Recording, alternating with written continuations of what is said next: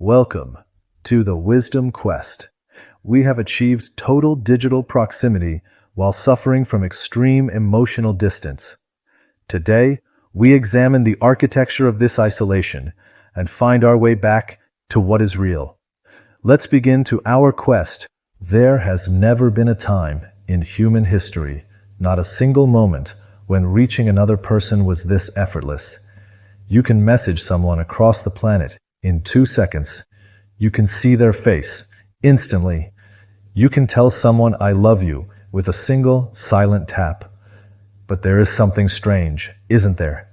Never before have so many people felt so profoundly alone.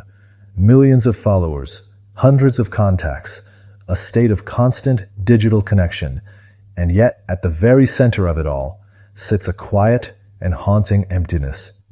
How did we build a world where everyone is reachable, yet almost no one feels truly seen? The answer isn't just in the technology. It is buried in a 20th century theory about masks. It lies in the collapse of our ancient tribes, and it is hidden deep within the oldest layers of the human brain. Today, we are going to talk about the architecture of modern loneliness and why within this structure, happiness remains so elusive. For most of human history, loneliness barely existed, not because people were happier, but because they were never truly alone.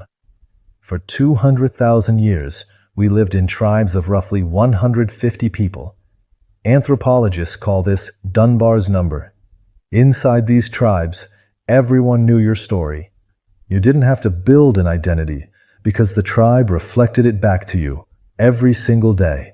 You were the hunter, the healer, the sister. Identity was not a performance, it was belonging. But in the last 300 years, something dramatic happened.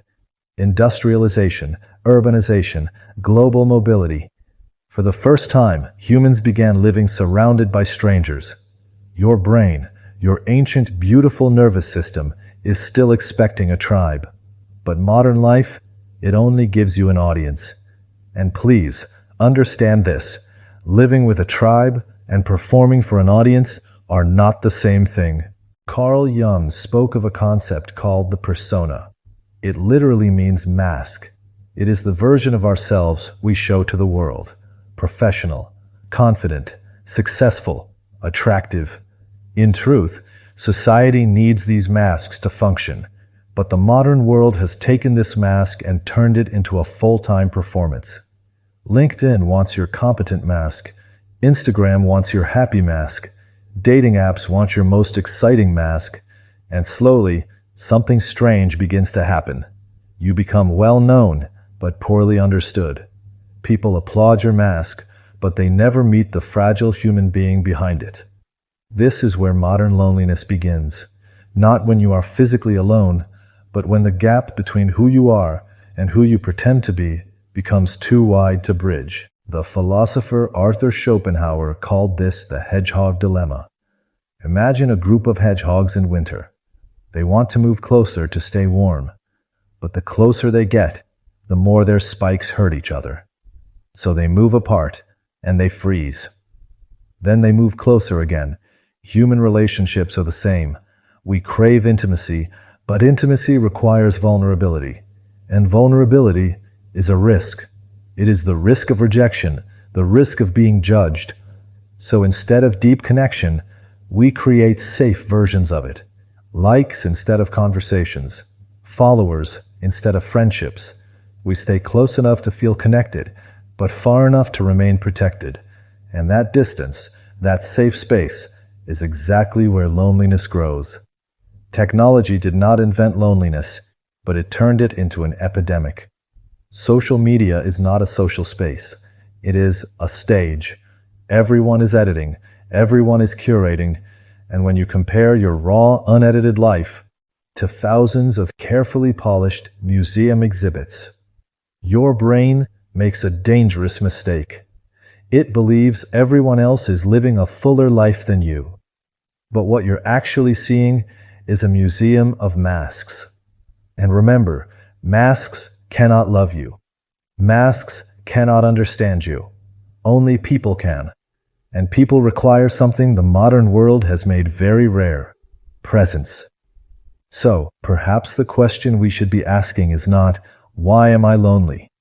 Perhaps the better question is, how much of myself am I hiding from the world? Because the deeper truth is this: loneliness is not the absence of people, it is the absence of being known. This leads us to a staggering thought.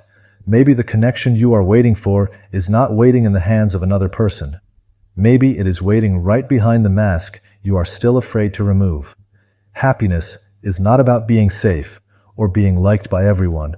True happiness begins in that brave moment when you let someone see you exactly as you are, flaws, cracks, and all. We only truly exist when we are seen. Tonight, ask yourself one quiet question. When people look at you, are they seeing you, or are they just meeting the character you've learned to play? Because sometimes freedom and happiness are hidden just beneath the mask. This is not an ending. This is the very first step of our shared path. I want to thank you for taking this step with me, for your curiosity, and for your willingness to explore the depths. The insights we've discussed today are only seeds. Now, it is up to you to let them grow. Our journey has only just begun. I am honored to have you with me on this quest. Stay grounded. Just remember, the quest was always you.